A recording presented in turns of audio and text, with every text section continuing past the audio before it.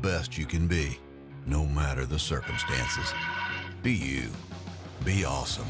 Live life. Head on over to dillagaffclothing.uk. Right, people, we're back. Part 3 of the Spice Giuy on a Friday. Right, there you go. She bangs a drum. Hey, lovely. Great track. Yeah. I don't know how you do it. I think when I'm talking to you, your brain's going to like 100,000 tracks I could play in right now. What was the last one you did last week? That was a mind blower. And we did. Was it a Stevie Wonder track? Yeah, the Onion song. The Onion song. That was from Ross. That was from Ross. That one. I can't claim to have done that one because he'd be on the phone complaining. But this is the thing, you see, mate. I'm not probably an expert in one particular genre, but I've got a wealth of experience of all genres. So it's a bit like you with your cooking, mate. You've got a genre. You know what I mean? You've got multiple genres of cooking ability. There you go. Excellent. But do you find it with food? For me, it's great. I'm still learning. Does that concept still work with you? Are you finding new things in music, or is it? Yeah. Because I find music now not as good as it used to be, if that makes sense. Yeah. But am I wrong? Am I wrong? No, we promote. You're right, and you're wrong. We promote we promote some emerging artists and some wonderful stuff like that. But I am learning all the time, so I listen to some of our shows. So as an example, you've got the reggae show, and he's an expert in reggae, Dan Evans, and he plays stuff, and I go, I've never heard this before. This is wonderful. It might be a track from 20 years ago, and the same with Richard Oliver on a Sunday Oliver's Army. He'll play a Manchester classic, and you go, I've never heard this. This is wonderful. So yeah, a bit like you said before, you eat, sleep, and eat. Think about it all the time. I'm constantly looking at music, listening to music, listening to different things. What will go with that? What do you know what I mean? It's just part of you, isn't it? If you're passionate about it, you're passionate about it. Wow. And you know what? And I love listening to people that are passionate about whatever it may be, even if it was like Fred Dibner back in Bolton. Do you remember Fred Dibner? Yeah, I do, mate. I don't know why he's coming to mind. He used to live near me, in Bolton. He was great. Yeah, he was across the way, and he used to have those big, massive steam engines, and he'd drive around. But the point of the matter, I don't know how I got onto that, was the fact that he had a passion for it. And I would never, ever look at steam automotive tractors in the history of me. No, I don't think I ever would. But he made it interesting. Yeah. He drove past my house on his tractor, not past my house, but on the main road near where I lived, on one of his steam engines. Fred Dibner. He was brilliant, wasn't he? He was absolutely. He didn't give a rat's ass about anything, did he? Went steeplejacking, and do you know what I mean? No safety stuff or anything, did he? Throwing stuff down. No, not at all. He made it.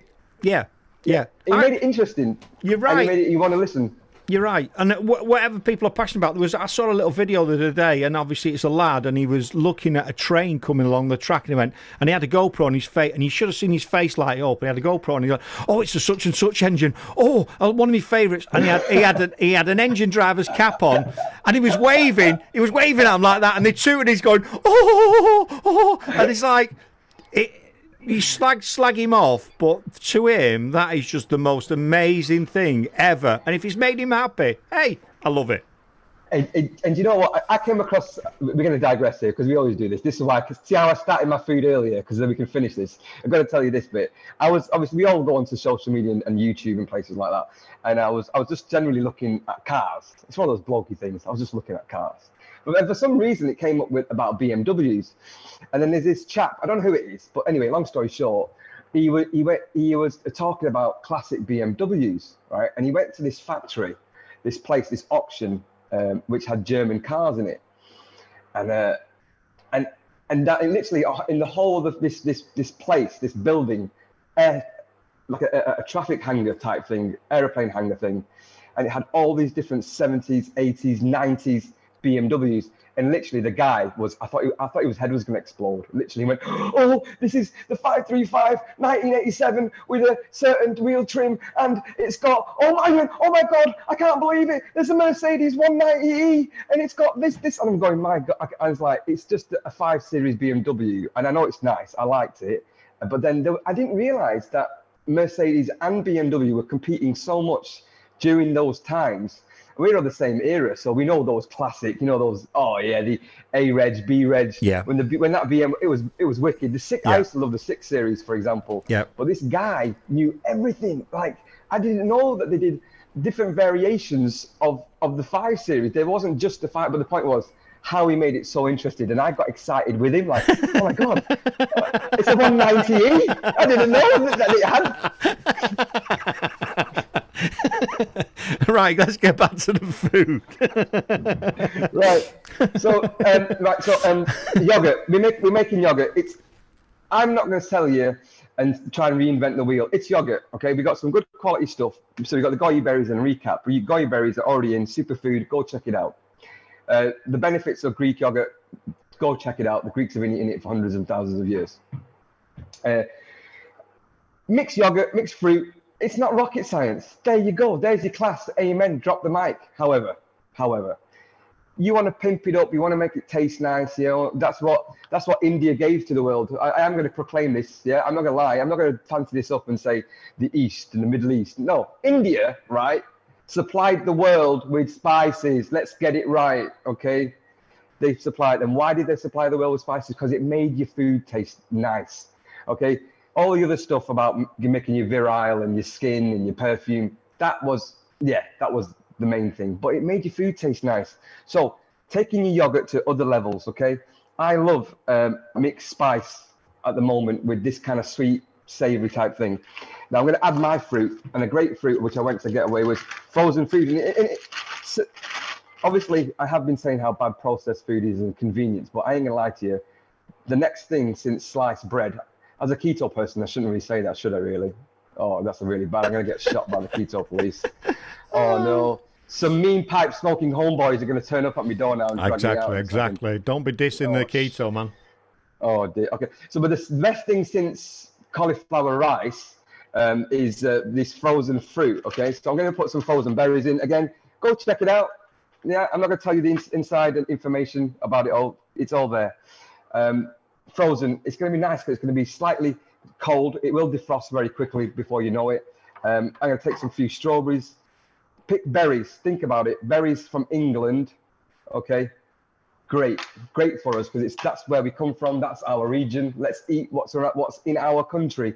Not only are you going to eat something that's good for you, you're also going to eat something that's not traveled millions of miles away, and you're supporting your local farmer.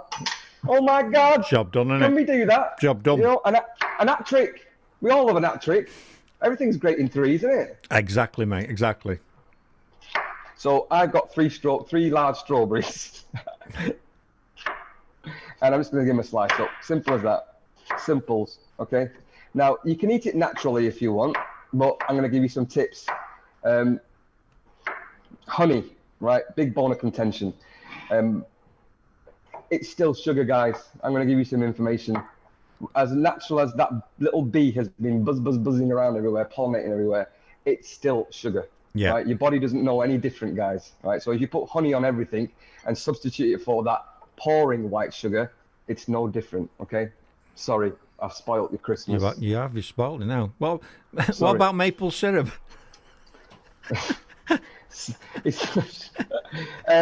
be honest, it's not as bad. Okay, depending on what level you get it. It's like olive oil. Different levels you get you get the really good, heavy, hardcore stuff that comes out. The first I thought, what's the best way to describe? It's the first press, isn't it? First press. First press. That's it. I was going to say something completely different. Yeah. I'm glad I stopped myself. And yeah, so it's going to be like the hardcore stuff. But yeah, again, it's not as bad, but it's still sugar. It's still sugar, okay? I've got to stop you. I've had a message here. Oh, for fuck's sake, as Cal bangs his bread in the toaster. Cough, cough.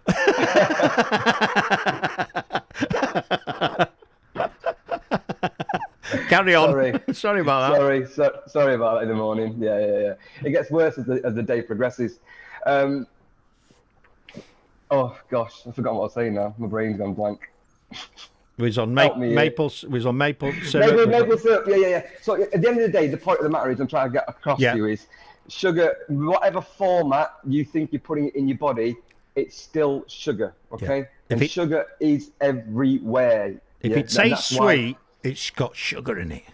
Yeah. However, again, if you research it, there's certain things that haven't got as much of that sugar in there. Yeah. Which again, it's all about cost, isn't it? And what's good, what's easily available to the masses. So it was a lot more easier to take a sugar cane, right? Yeah. And you've seen the documentaries on TV. Lots of people have seen it. This big ass piece of wood, right? Yeah. Literally, it looks like a big tube of bamboo, and you squeeze. Here you go for the purpose of YouTubers. Yeah, and it goes into this big, massive like turnstile and crushes it, and literally gallons and gallons and gallons. We keep going here. You know where this is going to go. Yeah. Of this pure kind of sugar, and then it's refined, and then it's made, and it's the same thing with the sugar beet. Same thing. You squeeze it, and it's just literally. Yeah. However, the real good stuff that's good for you, like anything in life, ladies and gentlemen, you have to work for it. You know, it doesn't just come to you on a plate, unless you're the royal family, of course. Then everything's put on a plate for you. That's a different conversation. However, go and research it. You've got some Truvia, you've got stevia. Okay, 0 calories. Okay, it's great. You put as much as you want on it, and it's completely 0 calorie. Okay, it comes from the stevia leaf. Go and research stuff. When you've got the sugar-free stuff, okay, that is just as bad as sugar, because guess what? It's still sugar in a different format. You can't substitute it for a different sugar that's exactly sugar, but because the marketing people tell you it's different, and obviously because the law can't change it because it's still sugar, it's mind-boggling. I can't believe it. So there you go. Cool. So, I want to sweeten this up, because as much as I like to eat healthy and like to eat the right things, I like to have things sweetened up. So I'm just going to sprinkle on a good job of this lovely Truvia stevia leaf extract. And it is really sweet. I mean, it looks like sugar as well. I don't know if you can. I can see that. Good for radio, but for people watching on the VT, they can see that. Yeah. And if you look around, I mean, I look around at the different shops. Some days it can be expensive. This cost just over £3.50. Yeah, it is expensive. Ain't gonna lie. But again, if the more and more people change to this and demand, you'll be surprised that things drop in price. Things change. Over here on my right, I have literally some lovely peanuts, and I like a crunch. Last time I toasted some sunflower seeds. I got some peanuts. Again, folks, look out there. There's some peanuts. My family have always roasted our own nuts at home. Always done it. My mum's done it since I can remember, and it always tasted nicer, even though when we used to go to the pubs, so as we got older, we buy the ones in the packets, and they were nice, they were okay, but we never really thought about it until now. I realised that the one my mum was making were fantastic, and I've diverted to that old school way of doing stuff. I've stopped buying the ready-made industrial, and again, look at the back of the packet. Yeah, look at the back of it. They put all this enhancer and this and that and on it, and guess what? Went to the Asian shop, got a packet. Big massive one here. Look at this. Okay, 1 kilo foreign, packed in UK. Red peanut. £3.50. Done. And now the massive bag. Take it and go. Massive bag as well. Massive bag for £3.50. Yeah, and again, I'm not advocating that because I'm doing this for a sales pitch for all the Asian shops out there. No. It's inside information, ladies and gentlemen. Right? Yeah. This is how some us foreigners, this is how them foreign folk, this is how they eat. Yeah, and I'm giving you some insider tips. Not only will you help yourself, not only will you help your wallet, you'll also help an independent rather than a massive. Yeah. How amazing is that? I mean, come on. There you go, peanuts.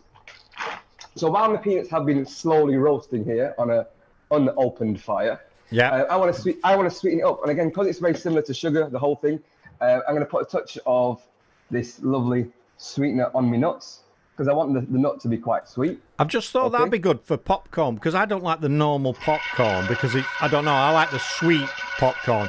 They could actually add a bit of that to your popcorn that you make yourself, couldn't you? And then you're going to get a sweet popcorn. Absolutely. Oh, good idea. Definitely. Good idea. And that's just literally caramelized straight away, and it's turning it brown. Okay. Now, obviously, I know that this yogurt on here is still kind of like a bit frozen, but it's been opened, so just going to give it a bit of a stir. You can again do however you want. If you want to crush the fruit, crush the fruit. If you want to leave it quite open, leave it open. Again, I'm not going to teach you how to bloody eat. That's up to you how you want to eat it. But again, just think about what you put in your bowl, what you put in front of your face. Yeah. You wouldn't put diesel in a petrol engine, would you? No, not at all. Not at all, man. Yep. You bang on. I've cut bread out. We've not really been eating bread. And the other week I bought some bread and I had it in the freezer for my lad in case he needs it. And I've been munching my way through it. And I tell you what, I could feel the effects of it. At the weekend we had a load of stuff like that. And it was like, at Monday I was like, oh my God. You know what I mean? And again, through history, if you look at bread, it was marketed and built around the fact that it was a filler and to fill you up. So the best one was the baguette. The baguette was invented for Napoleon's troops and that length of it, and they would carry it down to fill them up. Again, it was a filler. That's what it was there for. It was never there to be a sustainable meal choice. But then as society went on, as time went on, and even back in the day, you buy your loaf from the when we used to have butcher, baker, and all that kind of stuff. That bread was not the process. It was a bread that you'd literally have to eat within a few days. Otherwise, it'd go off. It'd go off. Yeah, it'd go off. And then that bread, what would you do with that bread that was gone off, allegedly gone off? Your mum or your grandma would then turn it into bread and butter pudding. Yeah. Using good quality cream from the milkman with a gold top. Yeah. What's happened? Yeah. We recycle the whole blooming thing, but we don't do that anymore. Oh no. Let's buy that 50p one that lasts for like 2 weeks. It's still fresh as a daisy for 2 weeks, literally, and it's soft like a sponge. Yeah. Think about it, people. Think about it. Come on. Yeah. Rubbish. Rubbish. Absolutely. So I've got my yogurt. Still got my nuts. You can see them just roasting away. Yeah. Absolutely beautiful. And I'm just gonna literally pour a few. I'm not gonna put too many on because I saved a few back for something else. Just gonna put them over the top. Okay. I need that fat content. I'm looking, for me personally, why I've chosen this particular breakfast. It's got different kind of fats, and fat is good. Depends what format you want to put it in. And obviously, I'm going to my fat from my peanuts, and I got my fat from my yogurt, but not from a hash brown. So if somebody comes along to us and says, yeah, but I can get me fat from my hash brown. Okay, whoa. Wait a minute. Okay, potato, again, starch, sugar, dun. That's why we love potatoes. That's why it's such a winning vegetable. That's why it's cultivated through history, because it's one of those things that some bloke came along and realized that if you deep fry it, it goes this golden brown color, just a bit like bread. Yeah. That why it goes brown is because of the sugar, and it makes it sweet. Now I make some Swede chips, not as nice as potato chips. Obviously, it isn't going to be, and it doesn't have the same consistency. We're still trying to find something similar to a potato. Yeah. Yeah. And again, a potato was cultivated because it was a filler. It filled you up. Yeah. But now we've taken it to the whole different level where we have it with everything. Yeah. My neighbour, Scottish bloke, 3 doors down, Steady Eddie, Ever Ready Eddie, okay? The reason why we called him that, he had an accident, electrical accident, and he burnt his hand. And everybody started calling him Ever Ready Eddie. So, he had a hand like Freddy Krueger. But he made out that he was the best chef in the world, ever. And I said, "You're cooking tonight?" And he was, "Yeah, I am cooking tonight." I said, "What are you making?" And he goes, for me, I'm going to have fish and chips. And for the missus, she's going to have sausage and chips. And for the boys, they're going to have chicken and chips. I can make all kinds of dinner. I went, "Oh, well done. That's fantastic. That's really great." But it's all with chips. And that's all we've been eating. Chips on chips. Oh, man. Wonderful stuff. Wonderful stuff. I think we need to go for a little break, don't we? And my breakfast is ready. But I think I've been in my time. You can eat that, and you did mention, and your name is the Spice Guy, isn't it? Obviously, and you said you've got spice. You've got to have spice. Yeah, spice is what we need, and you're correct. We do need a little. Even now, when I made a bolognese last night, spaghetti bolognese from scratch, and I always add my secret ingredient is a little bit of chili. Really? Yeah, because not too much. It just gives a warmth to the dish. Yeah. Well, I discovered a recipe over the last weekend, and I'm dying to do it. I had an opportunity to do it, Oh, it's nearly And 10. It's nearly 10 o'clock. Well, go on. Oh gosh!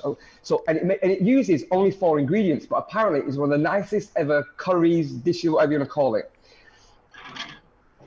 And the ingredients are lamb or goat or mutton. First thing. Yeah, got me. Salt. Yeah. Ghee, clarified butter. Yeah. And chilies. I'm into that.